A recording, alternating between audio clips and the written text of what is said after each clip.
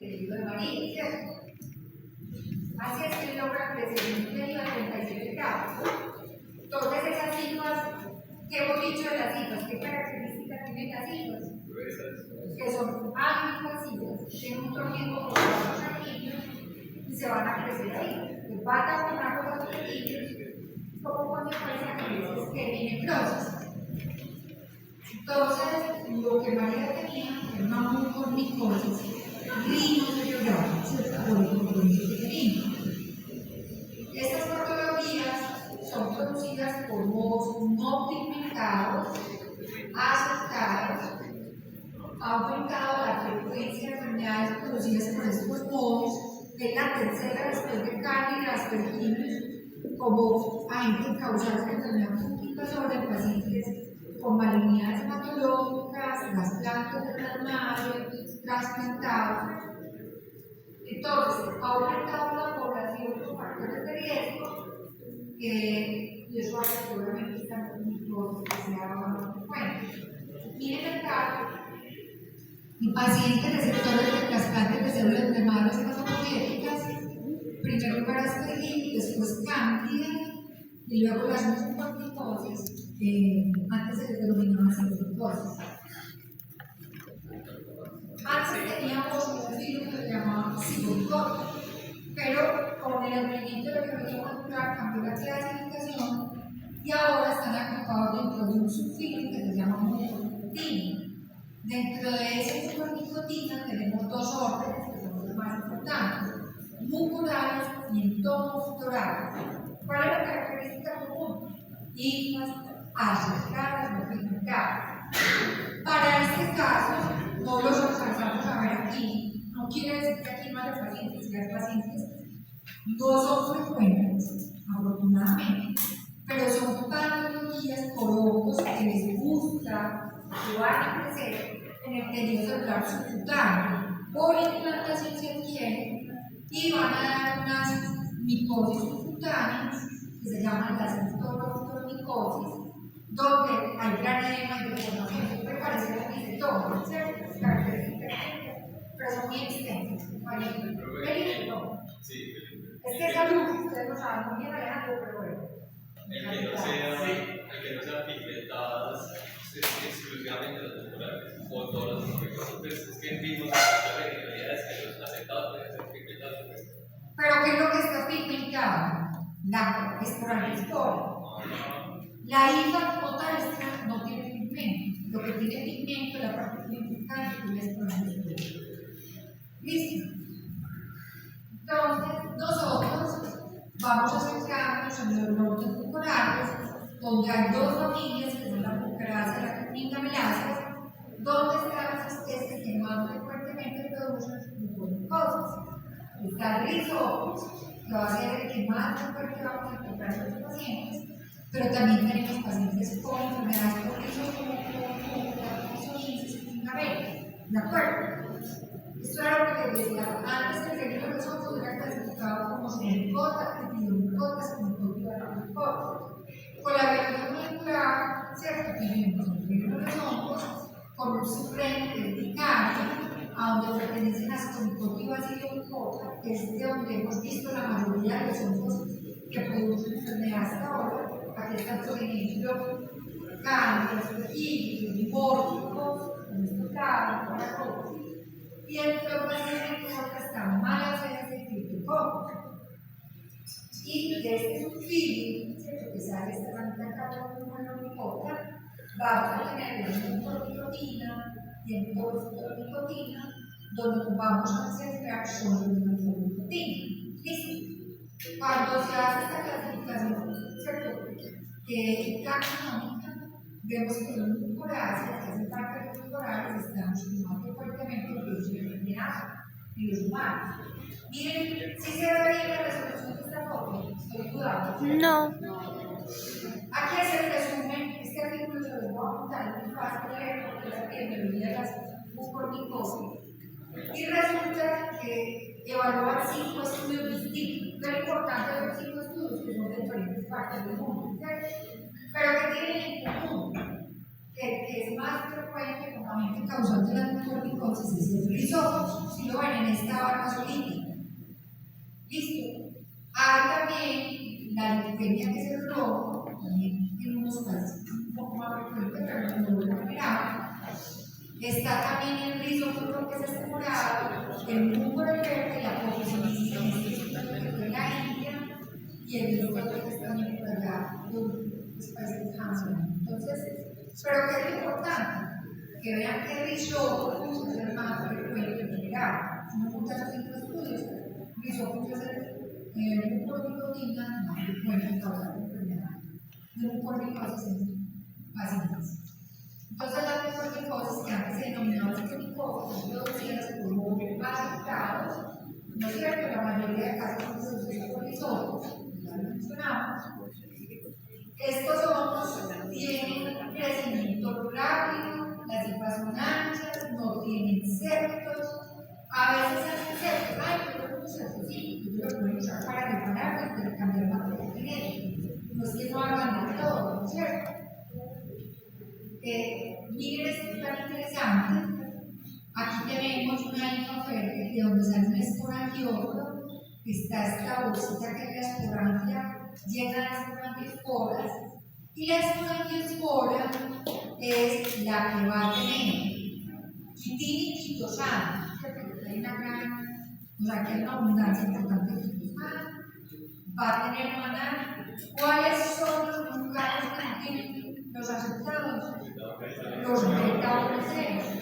O sea que no tiene sentido, si ustedes ven acá la composición de los carbohidratos que están en la pared celular de los aceptados, ¿dónde ven aquí el cabo transfrontanos? No hay. Entonces no tiene sentido que cada paciente que sospecha un mucormicosis tratado con una equinocardia. ¿Queda claro?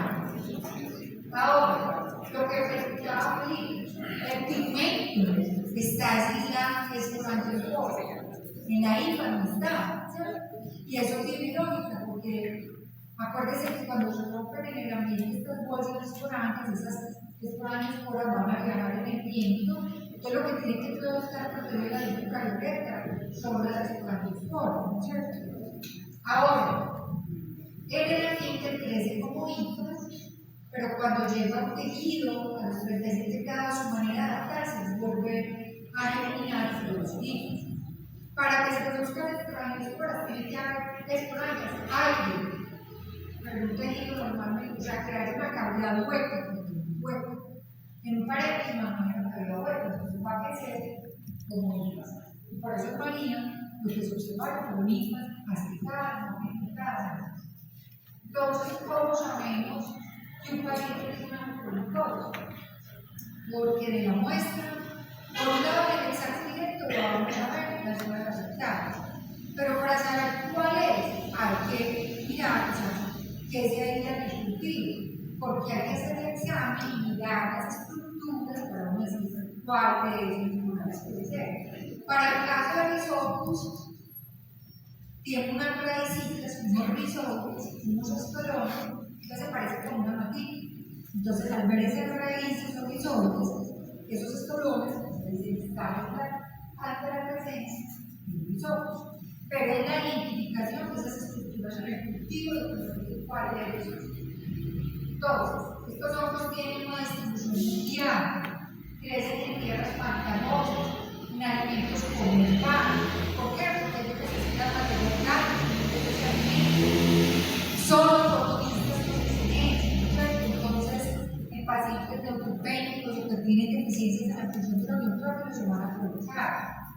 Estas estructuras que vemos acá son los cigosporangios, porque se ha visto que también pueden tener reproducción sexual, es decir, una célula haploide de un individuo, una célula haploide de otro individuo de la misma especie se juntan, forman el cigosporangio para la nueva descendencia. Recordemos que la reproducción sexual les da la posibilidad de la variabilidad genética. A diferencia si yo me reproduzco por mitosis, yo con yo, ¿cierto? Por lo menos sobrevivo, ¿cierto? Entonces acá, este es el rizoma, les decía ahora que tiene como unas raícitas o rizomas, muchos colores, entonces esto es lo que nos orienta a ver que estamos en el rizoma. No tiene absorbe nada más. Hay otros, como la arcilla, que tiene este cáliz, ¿no es cierto? Entonces, la identificación de las estructuras, después de que yo cultivo la muestra y las identifico en el microscopio, es que se puede. Las esporas terminan, producen hifas, las cuales tienen el tiempo por los vasos sanguíneos. Por eso se engrese daño en el tiempo marino. Entonces, las corticosis son ocasionadas por muchos afectados, es una enfermedad oportunista, tiene una distribución cosmopolita porque estos hongos están en el ambiente cosmotróficos. La infección se adquiere por la inhalación o el depósito, ¿cierto? En un tejido lesionado por estos esporos. El hongo se puede adquirir por vía cutánea o percutánea cuando se alteran las barreras y es el tercero más frecuente de las anticorticosis después del cambio de la cirugía. ¿Cuáles son factores de riesgo para tener corticosis? Diabetes mellitus tipo 1 no controlada, paciente con diabetes, que por la superior de tiempo pasa sin controlarse los patrones de base, pacientes neutropénicos que tienen una cetosis metabólica, pacientes con malignidades hematológicas, con heridas quemaduras extensas, pacientes que están haciendo quimioterapia o tratamientos prolongados con corticosteroides. ¿Quién sabe qué es la desferroxamina? Pacientes que reciben desferroxamina. Cuando se hace diálisis, una de las consecuencias es que se pierde el hígado. Estas máquinas, ¿cierto? Al limpiar, ¿cierto? Filtrar el aumento del compuesto nitrogenado de la sangre, porque para realizar la diálisis, pues se pierde el hierro. Entonces la desferroxamina es lo que la pierde, la gente no puede meter. Pero esto favorece que los ojos se secuestren ese hierro y le favorece el crecimiento. Pacientes a quienes se les hace trasplante de médula ósea sólido y alteraciones de la mucosa gástrica. Y ustedes dicen, pero esto no es distinto a otros que hemos visto, la piel.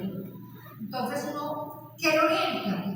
Las características clínicas del paciente, la evolución de la enfermedad. Voy a mostrarles enseguida que cuando veamos una forma clínica, una vez que seamos una característica que no es exclusiva, pero bien. Entonces, con los musculares pasa lo mismo que con los entonces, donde llegue va a ser importante la integridad de ese criterio, o sea, respiratorio, de la piel y las otras integridades que son una función muy importante. Pero luego se van a encontrar los células de la respuesta inmunitaria como macrófagos, como neutrófilos, células dendríticas, que van a ejercer la misma función que vimos para los demás, para los antibióticos. Si no hay quien contenga esas esporas a que hagan la transición y terminen a hifas, ¿cierto? Esas hifas van a empezar a crecer y a crecer por lugar de menor resistencia. Entonces, el objetivo de esa primera respuesta innata es alfa-fagocitar, liberar todos esos péptidos antimicrobianos, enzimas, reactivos intermediarios del oxígeno, que es dañar, matar tanto las esporas como las células que están empezando a salir. ¿Listo? Entonces, si yo tengo una respuesta inmune competente, yo logro hacer esta condición. Ahora, si yo sufrí una quemadura extensa, una herida extensa y el nódulo es muy alto, pues va a ser más complejo de calcular. Hay que hacer muy importante el diagnóstico oportuno, el diagnóstico temprano, empezar un tratamiento clínico rápido y bien cuando ya lo que se empezaba a hacer. En la diabetes, yo les decía ayer, hay la respuesta inmune muy poco. ¿Por qué? Porque la capacidad química de llegar al lugar donde no puede estar produciendo está disminuida. O sea, esos son neutrófilos, no llegan con la misma avidez. Y esto, además, estos polímeros nucleares tienen alterada la adherencia al lugar y al lugar donde ellos tienen que llegar. Entonces, la química de la adherencia de los neutrófilos está disminuyendo. Por eso, los pacientes diabéticos vamos a ver que las infecciones de cualquier tipo, bacterianas, únicas, van a ser más difíciles de controlar y erradicar. Se ha visto también en experimentos que al tratar macrófagos o animales in vivo con esteroides, la función de sus macrófagos es alterada. Entonces, la susceptibilidad vamos a estar también cuando hay un aumento de la disponibilidad de hierro. ¿Qué pasa si un paciente le estoy dando de peroxamina, que es un gran hierro para que no se pierda? Se está aumentando la disponibilidad de hierro. ¿Qué pasa si un paciente que tiene un pH? ¿Cuál es nuestro pH normal? 7.35. En una condición de acidosis, ¿cómo es nuestro pH? Menos de 7. Bajo, buscamos una acidosis, un nombre de bajo pH. ¿Qué pasa con la ferritina que transporta el hierro? Es capaz de seguirlo transportando en el pH necesariamente. Disminuye la afinidad y empieza a hierro como libre, ¿sí o no? Pues estamos inventando. ¿Qué pasa con este hierro libre? En unos perros normales, ese pH se obtiene completamente alcalino, pues hay una gran cohesión y los enlaces covalentes hacen que ese hierro no esté soluble. Pero en un pH ácido, acabamos de decir, vamos a tener, ¿cierto?, más probabilidad de encontrar las concentraciones de hierro insoluble, y eso aquí va a favorecer al hongo. Un hongo que tiene receptores en esas cifras que actúan como sideróforos, lo va a captar. ¿Para qué lo va a usar? Para poderlo usar en su metabolismo y crecer obviamente, ¿sí o no? Entonces, miren que en condiciones de acidosis le estamos dando también mucha facilidad y nutrientes al hongo para que pueda crecer. Claro.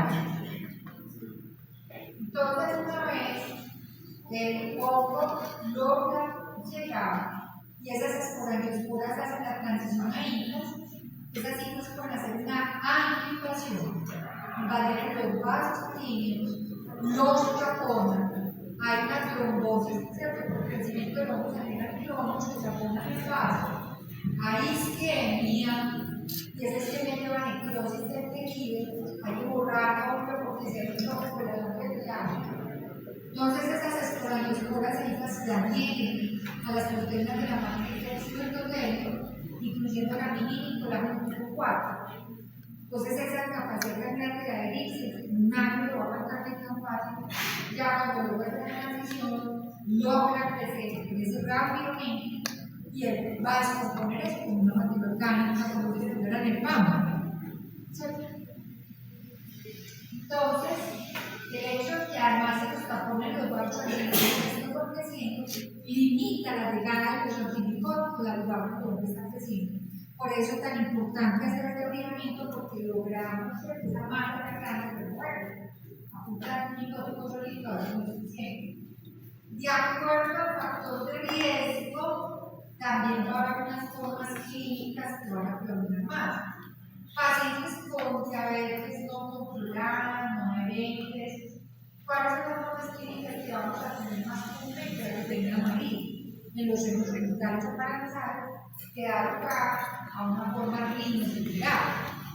Si tenemos malignidades hematológicas, trasplante de órganos, la forma pulmonar, pulmonar va a ser importante. Terapia con peroxamina corticosteroide, pues estas son las formas clínicas que podemos encontrar.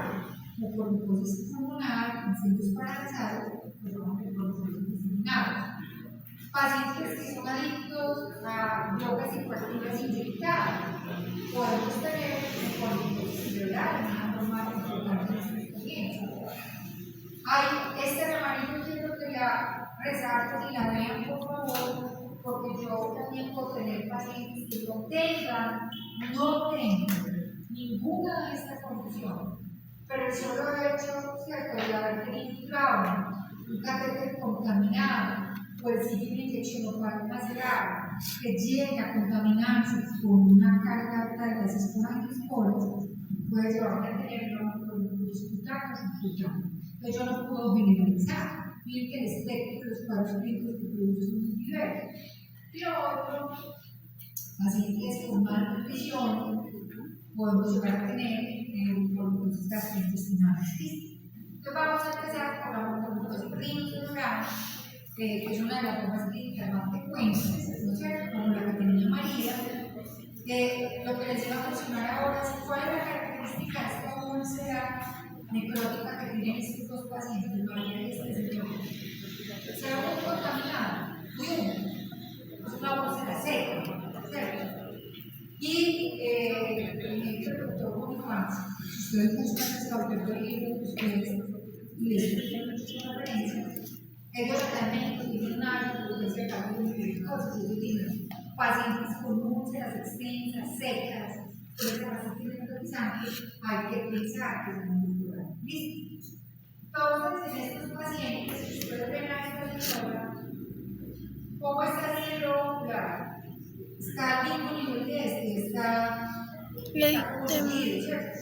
Entonces acá hay una proptosis, el crecimiento del óvulo, el daño, el edema, hace que los fluidos se provocan, ¿cierto? Entonces, hay además una celulitis, que además de manera que más fácil verlas, estamos viendo casi del tema de nos están hablando de una celulitis, también. Y inicialmente, como si uno se pusiera a ver cómo se presenta esta enfermedad, inicialmente hay una celulitis periorbital o sinusitis, que se parece a cualquier cosa. Miren esta niña con una enfermedad neoplasia patológica, a eso es una quimosis, una mancha plana, ¿no es cierto? Esto se sigue con un dolor de entumecimiento de ojo cercano, con un enrejecimiento de la conjuntiva, luego hay discorosas, inflamación del tejido plano, puede aparecer la fiebre en estos pacientes, eso depende. Si su médula ósea está normal, es normal que pueda aparecer la fiebre, un signo que nos está llamando de algo pues, que está generando inflamación, también puede elevarse los leucocitos, pero si es un hongo que está creciendo aquí, va por esos pasos aquí y crecerse hasta el seno total, ¿no es cierto? Entonces va a haber pérdida de la función de ese músculo. Miren, esa está proptosis, ya no hay compromiso solo ocular, sino el otro también, va a haber entonces signos que nos van a descubrir que hay una trombosis, que es el cavernoso, hay compromiso de los nervios craneales, como ustedes decían ahora, del facial, los ojos amarillos, o cualquiera que esté comprometido por el crecimiento del globo donde esté.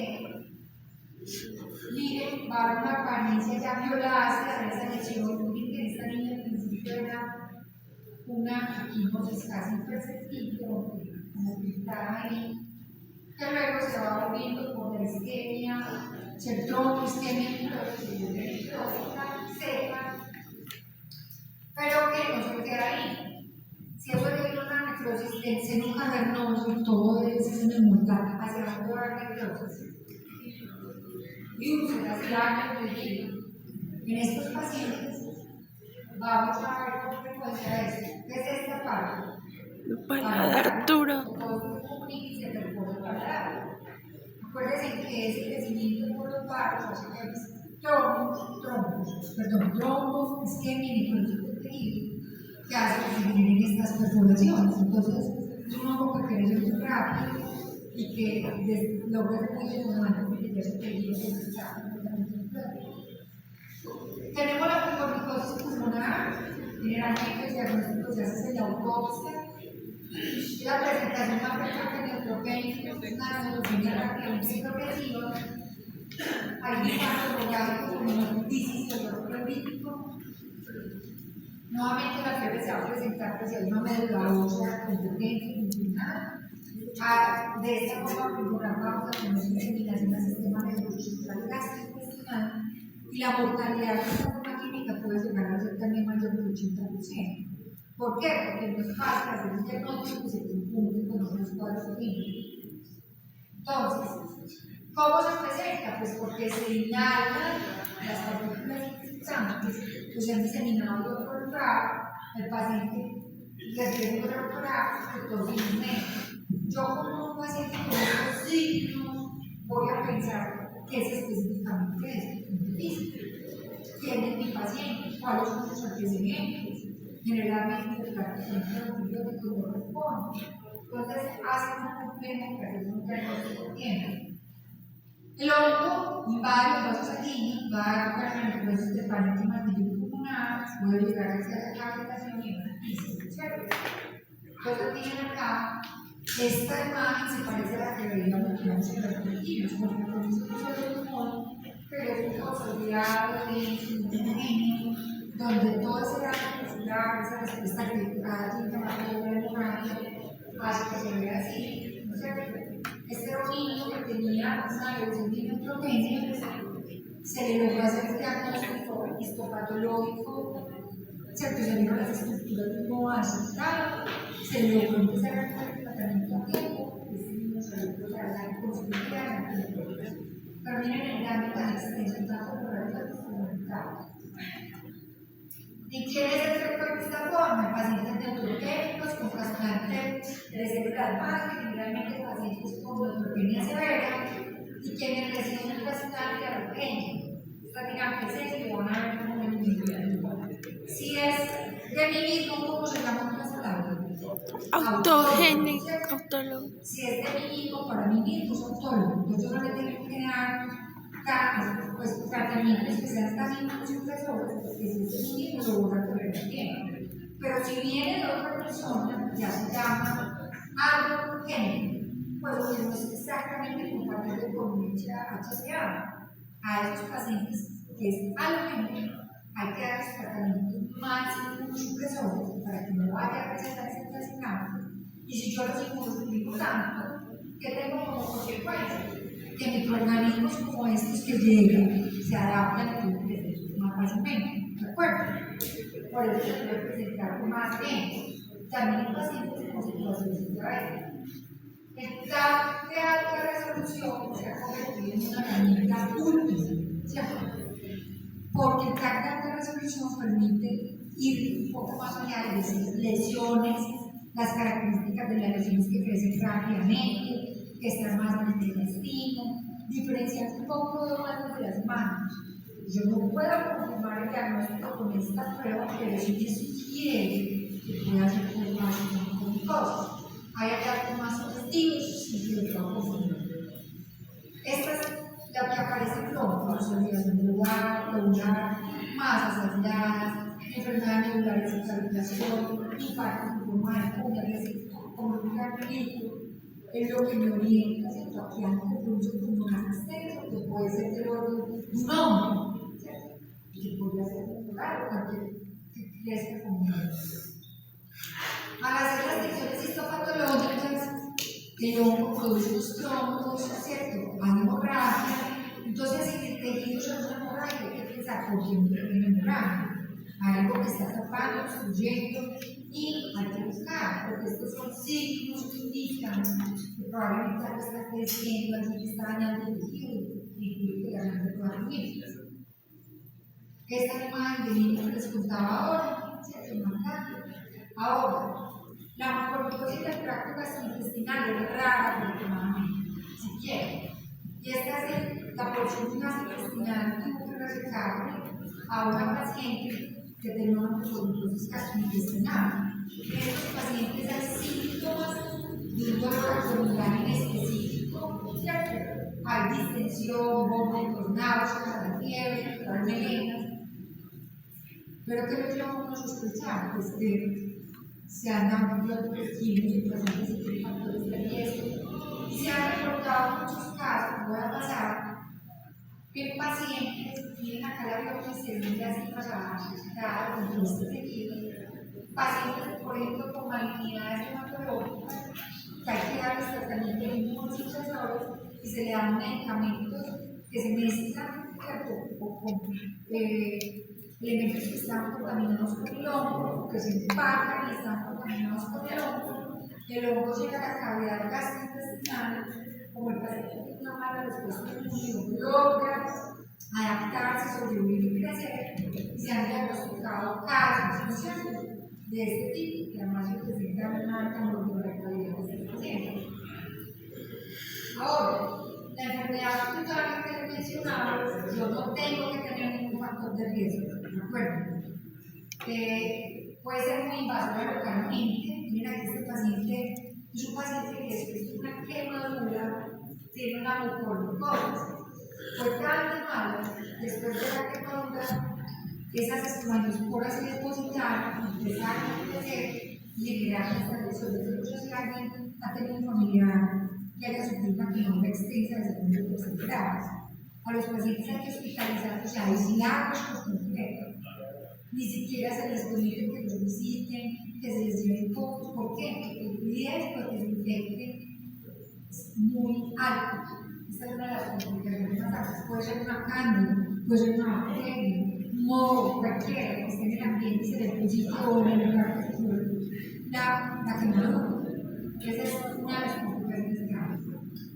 Una vez esto empieza a crecer en ese tejido cutáneo, sobre subcutáneo, hace una invasión vascular, ¿cierto? Los vasos que están aquí. Y en esa invasión vascular empieza a producir daño de la fascia y es músculo de todo ese tipo que está allí, ¿cierto? Entonces se puede generar una forma subcutánea necrosante con una paciente necrótica que si no logra diagnosticar a tiempo, ahí sí, a pesar de que se es competente, la mortalidad puede llegar a ser del 80%. ¿Listo?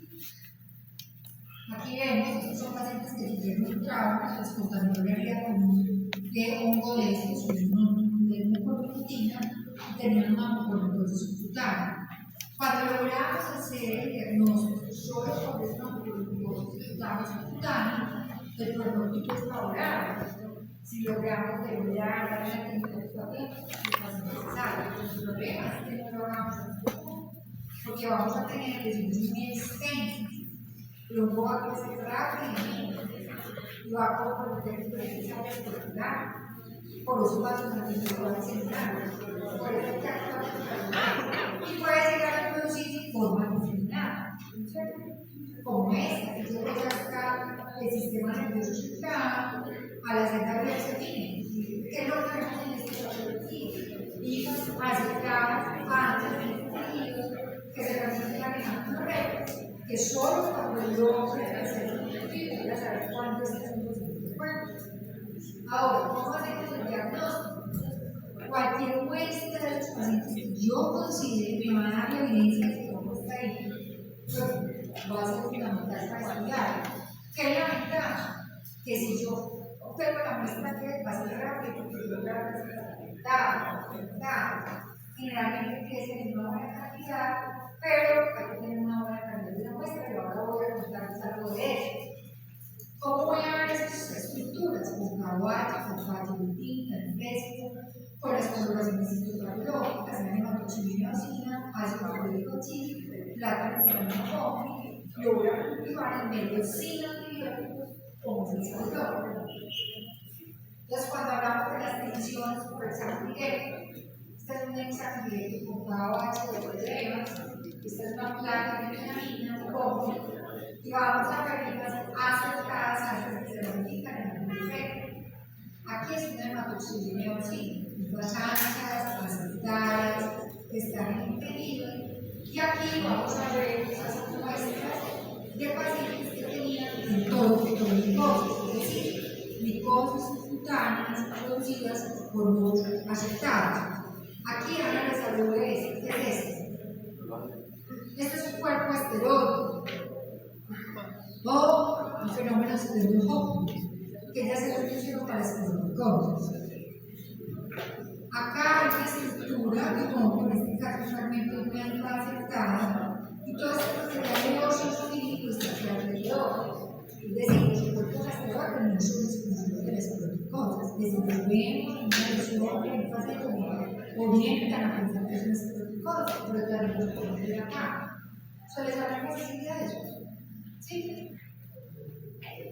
Yo pongo a crecer el hongo y este hongo se parece mucho a lo que hasta el inicial. Miren que los otros crecían más lentos, más pesados a la cara. Aquí crecen, ocupan toda la cara. Es como si tu pelo se alborotaran sin peinarse, ocupa toda la cara, crece rápidamente. En esta que se ven estas caras negras, lo que está pigmentado son las sustancias pobres, que están en el pigmento, se ven más fácilmente. Pero yo cómo voy a saber cuál hongo es cuando desde el cultivo tomo una muestra, hago la placa y trato de ver qué estructuras hay ahí mismo. Tienen que rizomes, tienen rizoides, tienen estos colores, y eso es lo que me gusta saber, porque es un rizoma. Acá miren que la bolsita del mundo se pega directamente a ese antibiótico. acá se está el círculo y luego pasa con esta campanita y adentro hay otras campanillas pues comienza a hacer. El diagnóstico, pues claro, sigue siendo el reto más importante. ¿Qué tenemos para diagnosticar la mucormicosis? El examen directo y el cultivo. ¿Cuál es el problema del cultivo? Que si esa muestra no se manipula adecuadamente, como son unas cifras anchas y delgadas, si esa muestra se macera en el laboratorio, no puedo matar el proceso de la maceración. Entonces, sí, el que está sospechando la mucormicosis no le dice al laboratorio, no, estoy sospechando la mucormicosis, y ese tejido se macera, vamos a matarlo y no lo vamos a hallar. Hay que decir, sospecho una mucormicosis para que allá no le considerar la mucormicosis. Y siempre la muestra de una forma especial, pues para que no nos vamos a morir. Si además la herida está muy contaminada, llena de bacterias, tampoco va a ser capaz de llegar, porque las bacterias van a crecer a todos los nutrientes y no van a llegar. Entonces, recuerden, nosotros tenemos la posibilidad de ver el examen directo y el cultivo. Entonces, yo al laboratorio no puedo mandar esa muestra, el cultivo, pues, no. Yo tengo que dar una información adicional, que es lo que estoy sospechando, para que se haga el procedimiento con la muestra y los exámenes que permitan arreglar lo que estoy sospechando, ¿de acuerdo? Vamos a ver este caso. A ver, vamos a ver. Si fuera yo, vamos a ver este caso.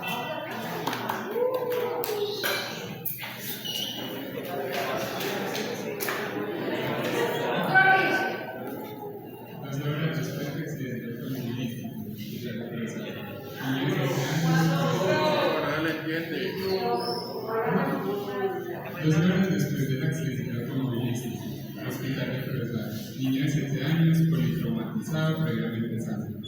Procedimientos: laparotomía exploratoria, reducir fractura, suturar heridas, penicilina y plastilina. Traslado médico. Niños que tienen las heridas y una exfoliación. No tenían ni nada de base. Lo remiten a médico. Al ingresar al hospital, consciente de sobrepeso.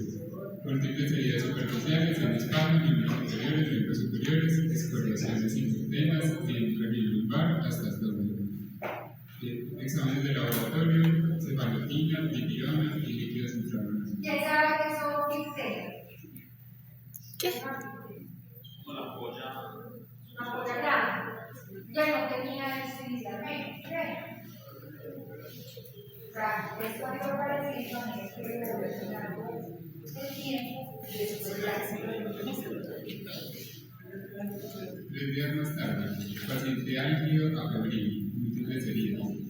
En cirugía se observa quemaduras de tercer y segundo grado glúteo inferior, glúteo izquierdo, lumbar, en el lumbar izquierdo heridas de 40 por 3 milímetros en pliegues frontales, 3 por 3 milímetros con bordes y fragmentación oscuras.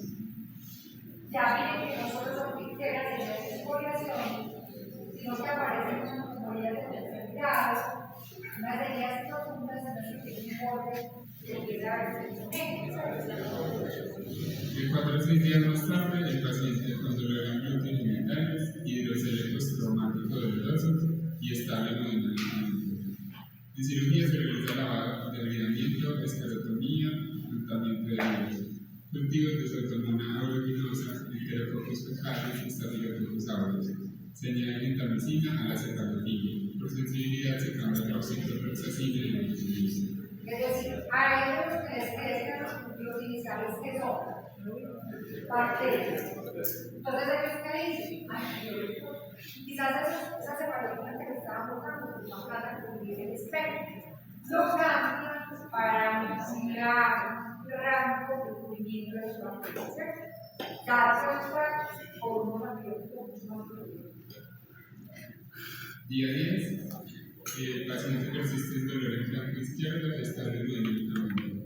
Celulitis en flanco izquierdo, esparaca oscura en glúteo, úlcera con secreción y fascitis anterior en el lumbar izquierdo, desbridamiento, esclerectomía en glúteo izquierdo, cultivo y señal en el tronco. Le vuelven a hacer cultivo a las muestras porque no entienden por qué, en vez de mejorar, la lesión está programa.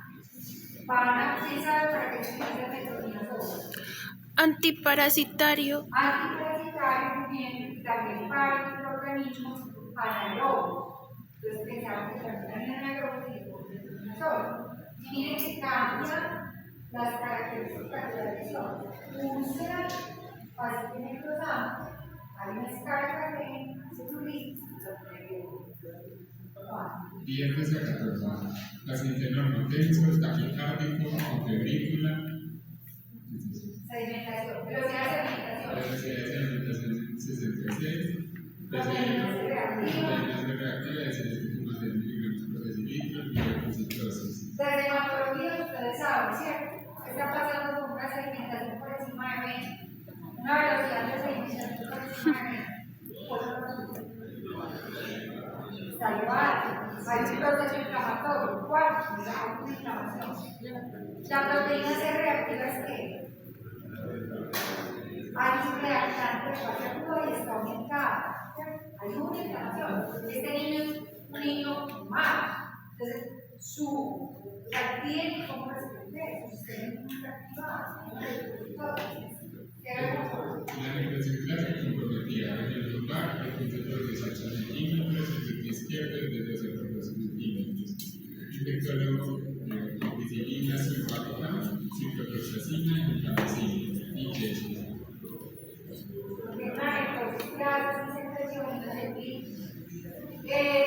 ¿Ustedes se acuerdan que las lesiones eran del límite? Ya que han progresado a 15 lesiones.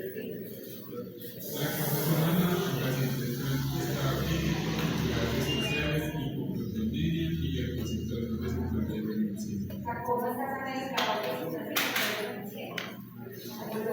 Los llegan a las plantas para tratar de responder a eso. La necrosis grasa se extendió a la izquierda, región lumbar y glúteo.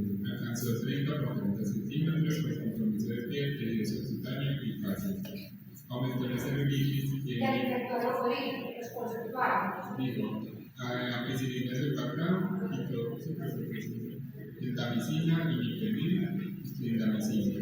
Hemocultivo dio ácido global.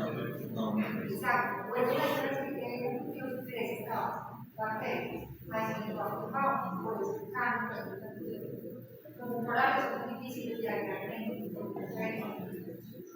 La quinta semana, el paciente con inestabilidad hemodinámica, la resistencia glucosa había alcanzado el límite de abdomen, izquierdo, espalda y muslo.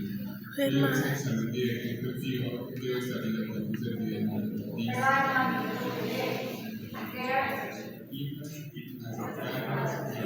¿Creen que apenas están reconociendo?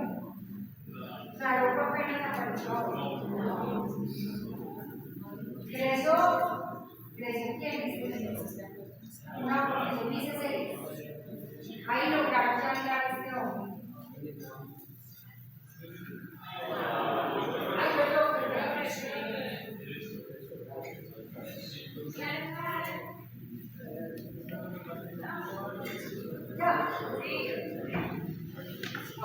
El tratamiento de la medicina incluye metronidazol y azul. Amphotericina B de 20 miligramos, 30 miligramos por día. Luego 40 miligramos por día. De la quinta a la séptima semana, amphotericina B por 8 días sin respuesta y toxicidad. Y camenoprozazol por 4 días. Se reactivó la celulitis. Y amphotericina B sin respuesta. Ya no respondía que son con lo que podemos tratar de mejorar. Ahora hay algo que se llama lisauconazol, más costoso, que es otra opción para tratar a la sexta séptima semana, la necrosis era en abdomen casi circunferencial, espalda, línea lateral con exposición del conducto deferente y de la línea. De la sexta a la séptima semana, el problema del pie se retira el yeso y se encontró necrosis grasa en cara lateral posterior y media de la boca.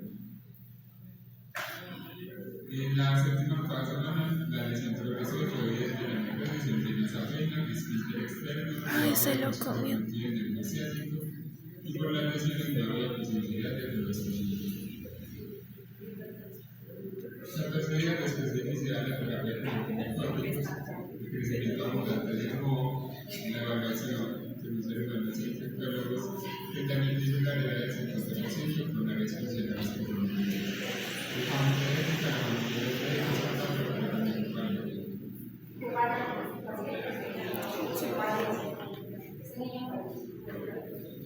en ese momento, un paciente que les toca ver cuando la persona entran con esta ya esto es un caso de vida real, pues entonces se tuvo como la posibilidad de registrarlo luego, respectivamente se vuelve en historia, paso a paso lo que pasó. Se los mostramos de esta manera porque vemos que es un caso que a uno le enseña mucho, ¿no es cierto? Es muy fácil ver las cosas de perspectiva médica, no estamos culpando nada, sino que sirve para que uno se plantee, cuando en un caso con unas condiciones similares, la posibilidad de que otras bacterias que están siendo ellos hacen una revisión, en este caso está publicado en Biomédica, que se acaba de ver. Ellos hacen una revisión en ese momento de la literatura y encuentran que para ese tipo había 41 casos, por cosas, registrados por ese mismo hongo, como se dice. Pues la mayoría de los pacientes que han tenido o compuestos por este hongo eran del sexo masculino, el rango de edad de 60 a 70 años, las formas clínicas que predominaron en los pacientes reportados hasta ese momento por este hongo eran formas cutáneas, diseminada 2 y molecular 6, las 3. No tenían enfermedad de base el 69% de los pacientes, que tenían algo en común, que eran víctimas de catástrofes naturales como tsunamis. En este caso, esta señora como víctima de un accidente traumatizado, inmunocompetente. La sobrevida y supervivencia de estos pacientes estaba hasta el 70%. ¿De qué dependía? Del diagnóstico oportuno, que se empezara a tratar. ¿Cuál es el problema de estas cosas? No son las más frecuentes, sabemos que están en pacientes graves, en pacientes con factores de riesgo, y en pacientes inmunocompetentes, pues menos que se van a escuchar.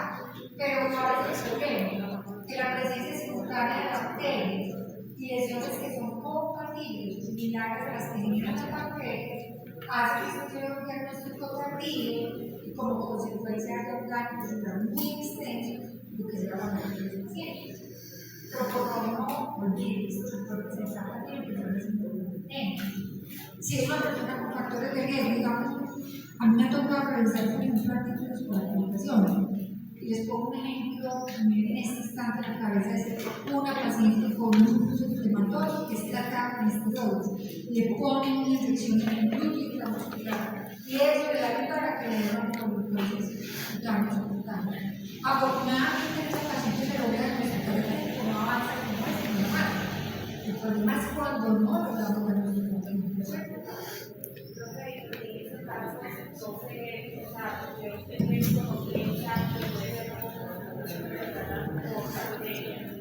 Esa es una pregunta muy interesante y es un mensaje que les queremos dejar.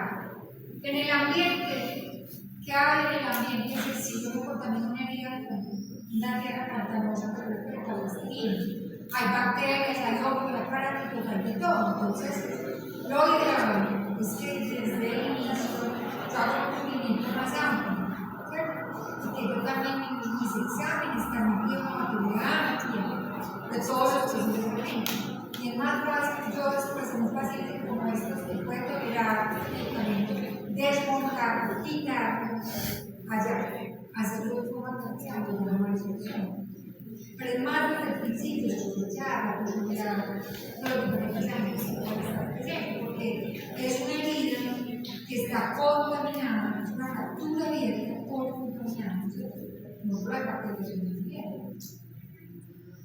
Este es uno de los mucolares que se llama mucorciscinerosis. Está en el ambiente, afortunadamente no hay nada personal, lo puede hacer, pero es difícil de tratar. Pregunta.